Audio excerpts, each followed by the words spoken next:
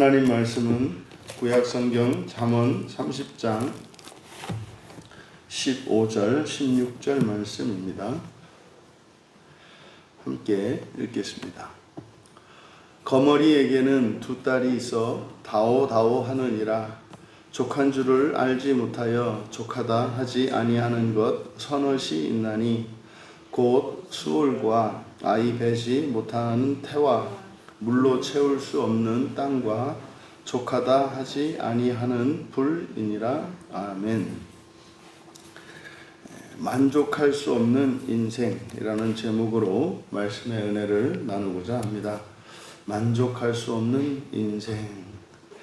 이제 이하에 있는 것들은 이제 이 세상에 있는 이런 생물들을 통해서 인생에 대해서 우리에게 교훈하고 있습니다. 그래서 오늘 우리가 읽은 이 내용 15절, 16절은 인생이라고 하는 것이 결코 만족할 수 없는 것이다 라는 것입니다. 그래서 그것을 세분화해서 우리가 육체로 살아가는 이 세상과 또 육체의 죽음 이후의 세상, 그래서 사람은 사람으로 살 때 몸을 가지고 살고 또 몸이 없이 영혼의 상태로, 다시 말해 죽음을 기준으로 해서 죽음 이전과 이후 이제 두 생애로 나눌 수 있지 않습니까? 두 생애 모두 사람이라고 하는 것은 두 생애 모두에서 만족할 수 없는 것임을 이제 교훈함으로써 이대로는 안 되겠다. 그래서 구원이 필요하다는 거죠.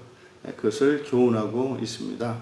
근데 이제 우리말 성경에 번역이 좀 많이 잘못되어 있어서 그냥 뭐 대략 거머리이니까 뭐 역시 이제 사람의 이런 주체할 수 없는 어떤 탐욕, 욕심에 대해서 이제 말하고 있는 것으로 그냥 뭐 언뜻 이해하겠습니다만, 본문은 15절, 16절은 바로 사람의 인생에 대해서, 그러니까 소망이 없는 인생에 대해서 밝힘으로써 우리가 소망해야 되는 그 무엇이 있다는 것을 자각할 수 있다는 사실을 가르쳐 줍니다. 먼저 15절을 보시면 거머리에게 두 딸이 있어 다오다오 하느니라. 그리고 족한 줄을 알지 못하여 족하다 하지 아니하는 것 서넛이 있나니, 이제 이렇게 되어 있는데, 여기는 이제 정확하게 거머리에게는 넷이 있다는 겁니다. 딸이 넷이 있다고 말합니다. 그래서 맨 앞에는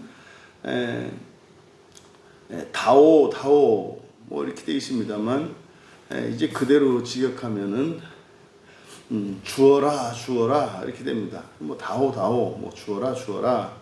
거머리에게는 이제 주어라 하는 두 딸이 있고, 그러니까 딸 둘은 이제 주어라 한다 이 말이에요. 다오 한다 이 말이에요. 그다음 이제 셋째, 우리말 성경에는 서넛 이렇게 되어 있습니다만, 이제 셋째와 넷째를 구분합니다. 이제 앞에 족한 줄을 알지 못하여 족하다 해서 이제 섞어 놓았습니다만은, 성경은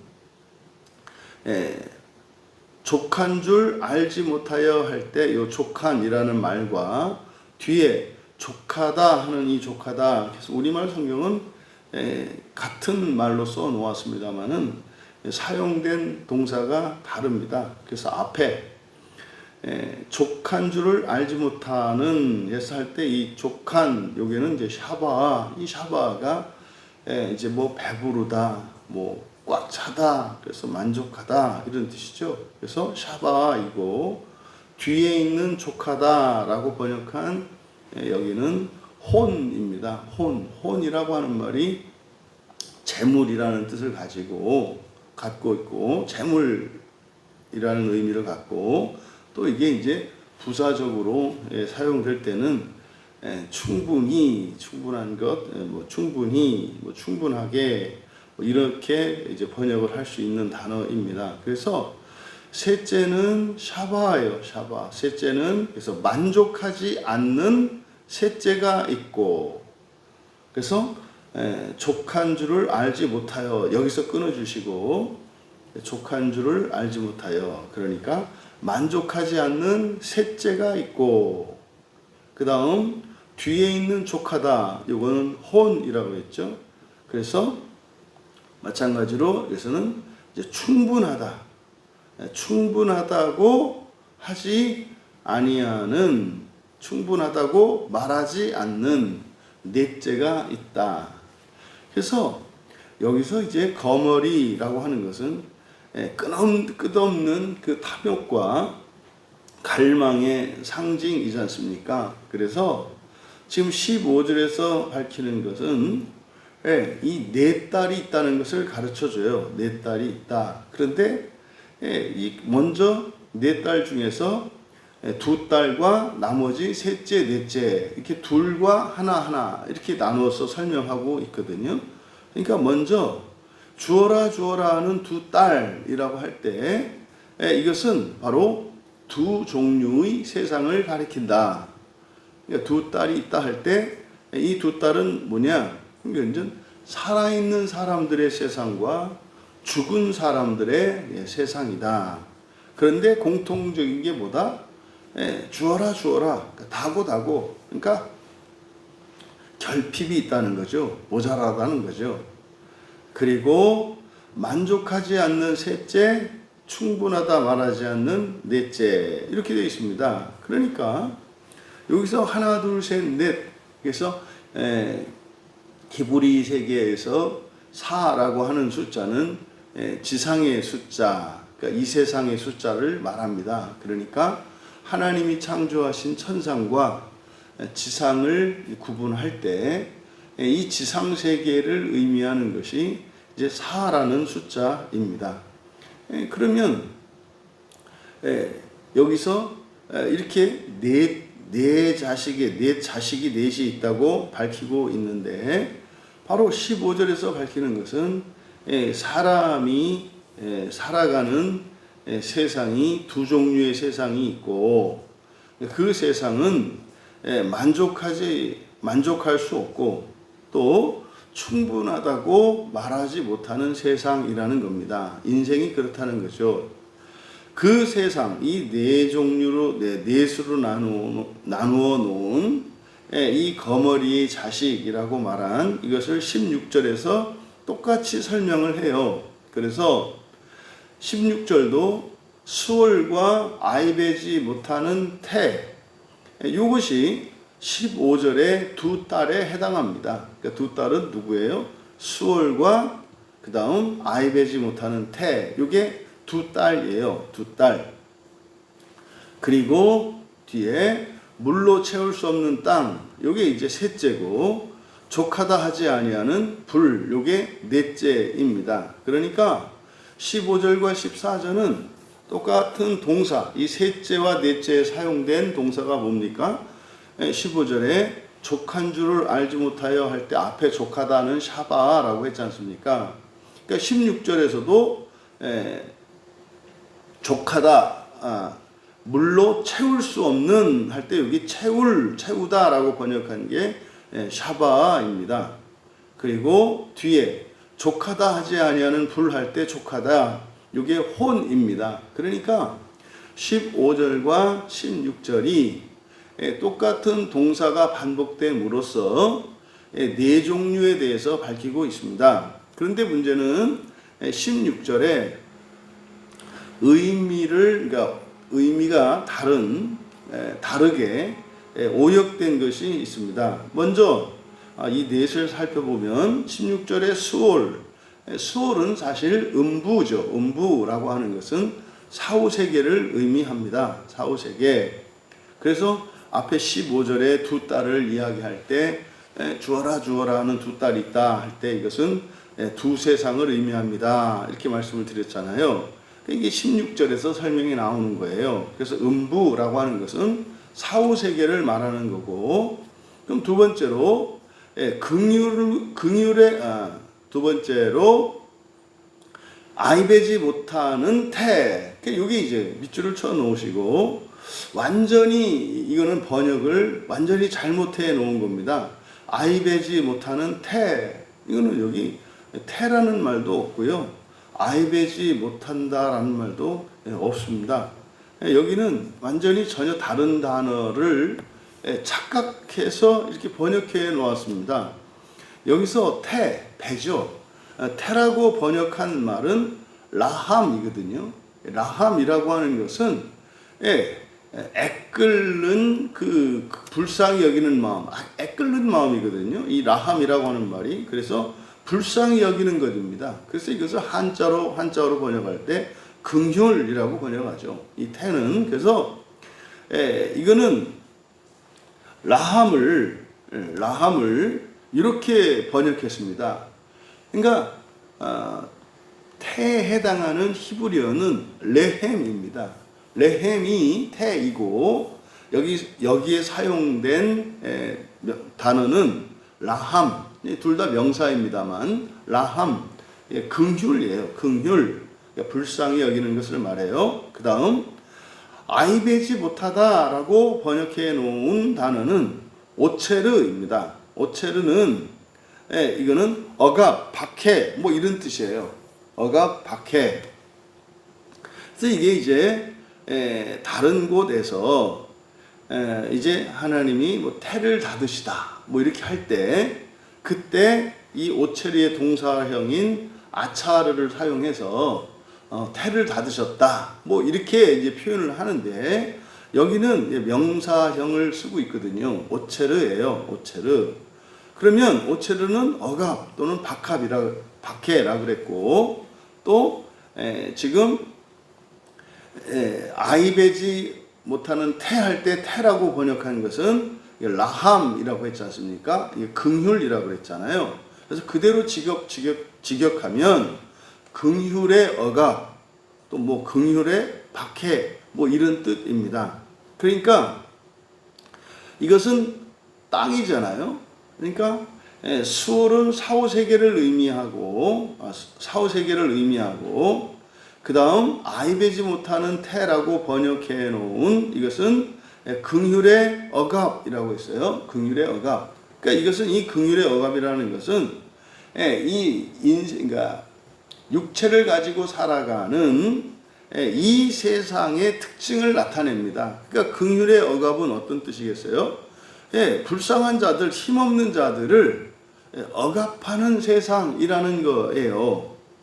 그러니까 음부, 수월, 사후세계죠. 사후세계는 죽은 자들을 끊임없이 삼키죠. 계속 죽잖아요, 사람들이. 쉬지 않고 죽지 않습니까? 그것을 마치 음부가 삼키는 것처럼 말한단 말이에요. 그래서 15절에서 다오다오 한다 그랬잖아요. 그러니까 사후세계도 끊임없이 사람의 죽음을 불러요. 계속 죽은 자들을 삼킵니다. 근데 이제 마지막에 가면 이 사망도 음부도 다 사라져버리죠. 그때는 죽음도 없고 이제는 영원한 생명만 있는 새하늘과 새 땅이 오죠. 그 다음에 바로 긍휼의 억압이라고 하는 이것은 뭐예요? 불쌍한 자들을 억압하는 세상. 이 세상의 특징을 말한다.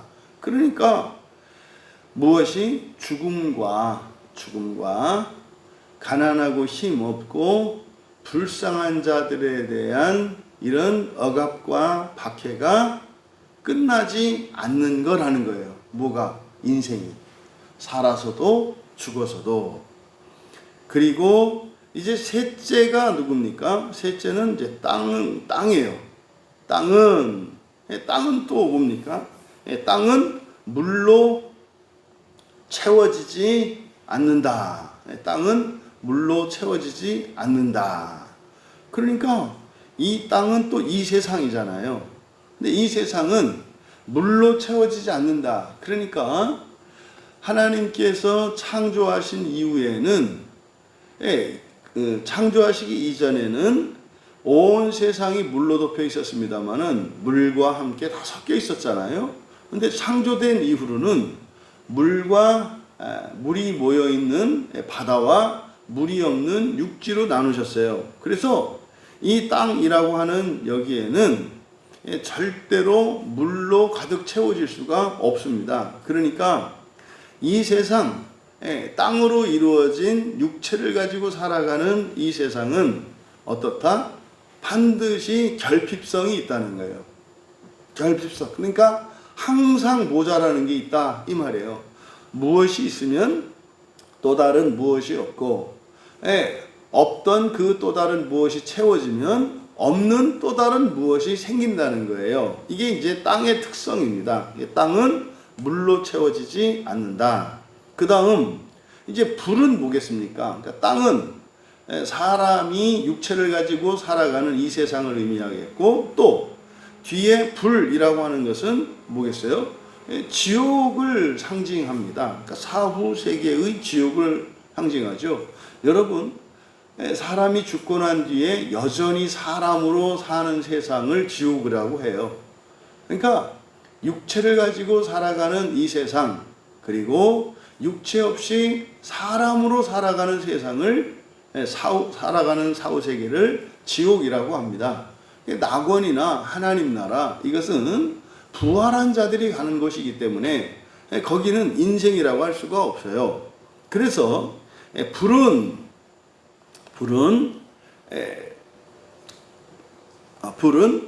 불을 말하지 않는다. 그러니까 불은 충분하다고 말하지 않는다. 지금 이렇게 되어 있습니다만 여기서는 족하다 하지 않는다. 족하다가 혼이거든요. 그래서 불은 충분하다 말하지 않는다.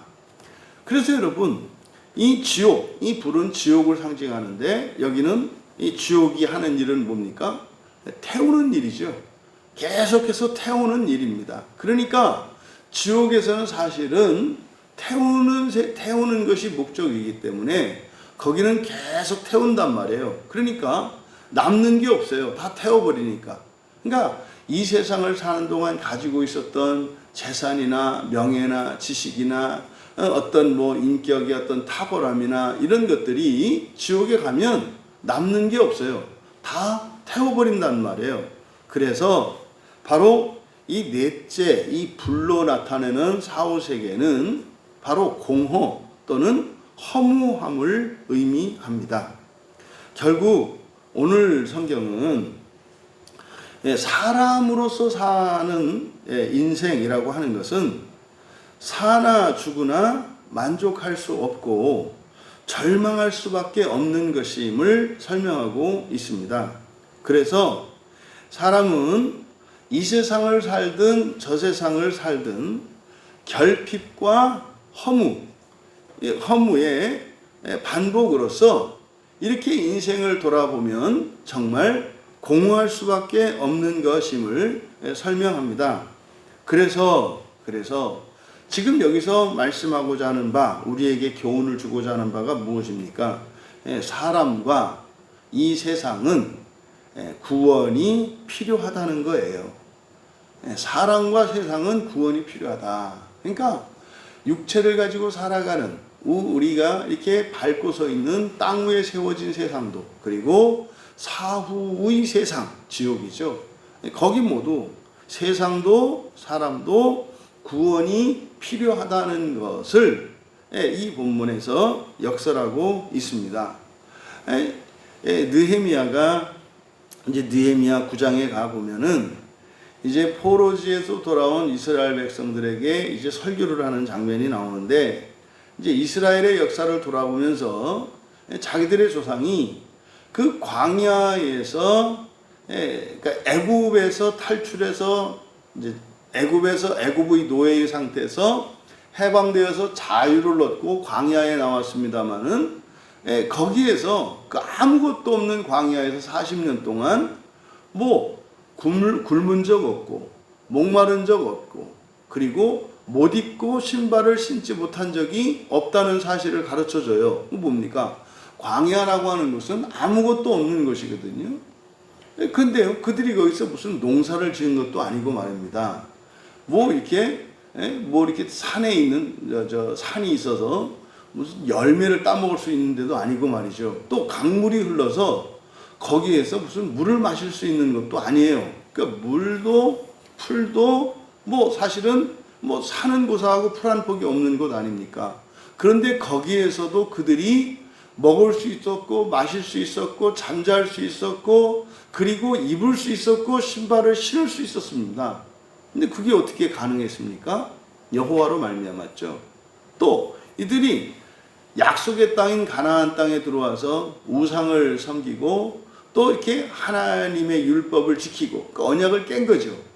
그랬음에도 불구하고 하나님께서는 끝까지 그들을 회복시켜 주시고 또 지금 바벨론으로 또 아수르로 포로되어서 끌려갔다가 다시 돌아와서 이스라엘을 재건하고 있는 시점에서 느헤미야가 설명을 하거든요. 봐라, 이 땅에서 그렇게 우상을 섬기고 이렇게 악을 저질렀어도 그래서 하나님께서 바로 주변에 있는 나라로 하여금 이 나라를 쳐서 멸망시켰다 할지라도 약속하신 대로 70년이 지나 다시 우리를 회복시키셔서 이렇게 하나님이 우리를 끝까지 버리지 않으시고 구원하지 않으시냐.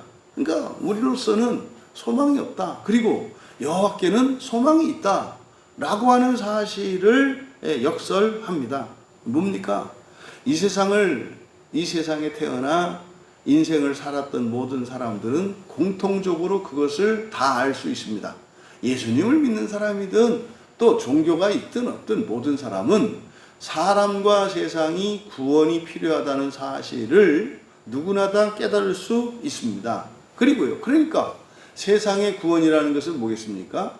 이 세상과 다른 세상이 필요하다는 거예요. 이 세상과 다른 세상. 또 사람의 구원은 뭐겠습니까? 이러한 능력과 이러한 존재로서는 안 된다는 거죠. 그것이 바로 새하늘과 새 땅이며 부활입니다. 그러니까 세상의 구원이라고 하는 것은 새하늘과 새 땅이고 사람의 구원이라고 하는 것은 새로운 피조물 되는 것인데 그게 부활하여 하나님 자녀 되는 것입니다.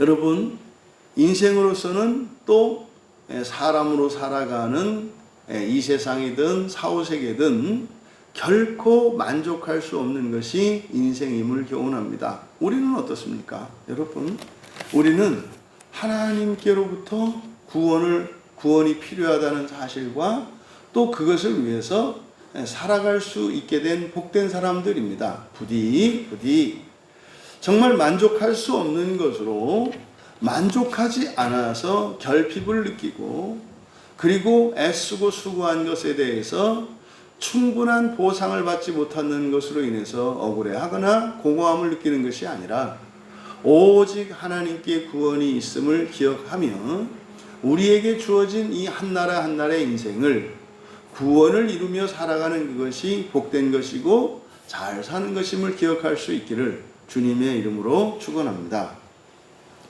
존귀하신 하나님, 그 어떤 사람이라 할지라도 또한 이 세상이나 또한 사후 세상이나 인간으로 살아가는 세상이라고 하는 것이 결단코 만족할 수 없는 것임을 깨닫게 되는 줄 믿습니다. 하나님께서 먼저 그것을 깨닫게 하셔서 이제 구원을 위하여 부활과 하나님 나라의 소망으로 살게 하여 주신 그것이 잊혀지지 않게 하시고 늘 우리의 인생의 목표와 삶의 방향이 그 나라의 부활에 있게 하옵소서. 그래서 인생에 대하여 결핍과 이런 허무함이 우리의 마음을 힘들게 하고 슬프게 만드는 것이 아니라 더욱더 힘을 내며 용기를 내게 하여 주셔서 오직 우리 주 예수 그리스도께 소망을 두고 살아가는 한날 한날이 되게 하옵소서. 감사하며 예수님의 이름으로 기도하옵나이다.